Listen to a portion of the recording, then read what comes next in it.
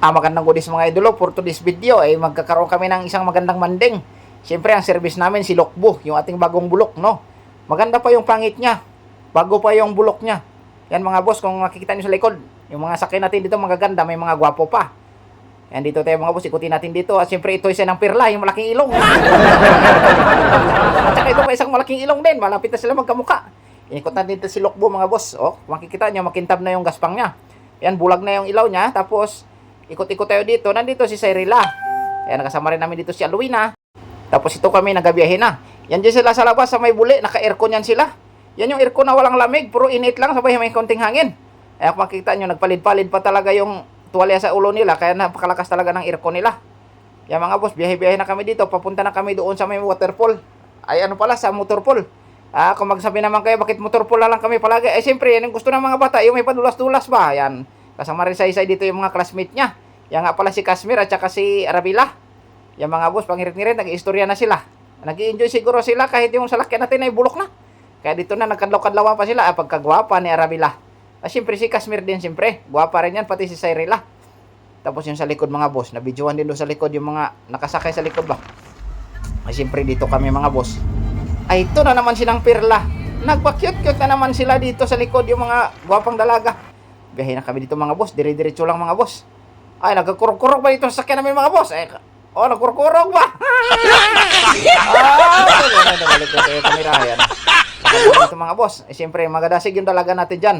Mabilis pasapas yung takbo ng run natin dyan mga boss. Nandito na kami. Nag-abot na kami dito sa motorpool. Nagbitbit na ng pinggan ito si anak ko si Dalton. Malapit ko na siya maging kamuka. Yun, nagpa-chill-chill pa yung dalawang classmate ni Isaysay. Tapos dito, nagabayar na. Ayun. Pagkatapos magbayad, diretso na kami sulod. Ito pagkalapad-lapad na swimming pool mga boss. Dito man kami palagi. Ito na yung asawa ko. Nag-ihaw-ihaw na sila ni ng Pirla. Ayan na mga boss. Nagasubal na sila dito ng ilang pirasong steak ng barbecue na parang inasal. Yan na mga boss. Tapos dito yung mga classmates ni Cyril. Nag-prepare na rin para magbihis. Tapos ito yung laon na bata. Yan yung dalawang laon. Seryoso sa buhay. Wala pakialam yan. Nagsilpon-silpon na sila. Si ng Pirla talagang halatang malungkot. Iniisip niya pa rin yung iniwan niya doon sinuntabot. Na doon sa kanilang tahanan, lagi rin nalulungkot. Kaya nag-ihaw na din yung asawa ko. Para pang ulam namin mamaya tanghali. Simpleng, nasin ng Pirla. Pa-chill-chill lang siya. Kunyari, pangirit-ngirit. Pero maya lang, nakita ko, nakatulala na naman siya. Iniisip-isip niya pa rin talaga yung mahal niyang asawa. Doon siya naiwan sa may tangkal. Doon si Tabot, nagabantay ng baboy nila. Ay, nag-ubra pala doon sa bakod ni Susi, sa kudal niya. Ito, nag-inom na si ng Pirla ng tubig. Tapos yan na yung mga classmates ni Saysay. Tapos na sila ito magkain kanina. Ito yung merinda na lang yung pinapalo-up nila na kain. Ito yung dalawang laon, nakasilpon na naman. Pagkahon sa tubig, diretso sa silpon. Ay, tingin ka dito. Sabay biglang talikod, nahuya pa. Pati naman yung aking asawa.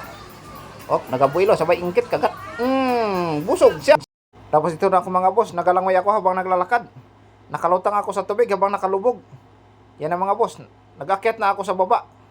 Kaya umahaw na ako sa taas. Nalaglag na naman ako ulit sa taas.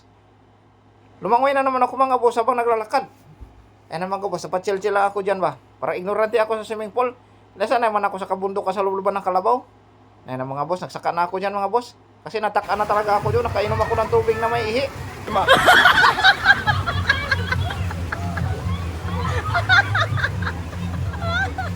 Nago pa sa akong ihisa.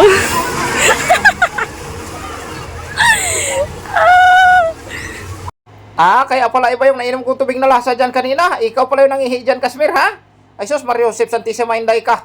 Bakit dyan pa ka nangihi? Nainom ko tuloy dyan kanina, ibang lasa. Ay!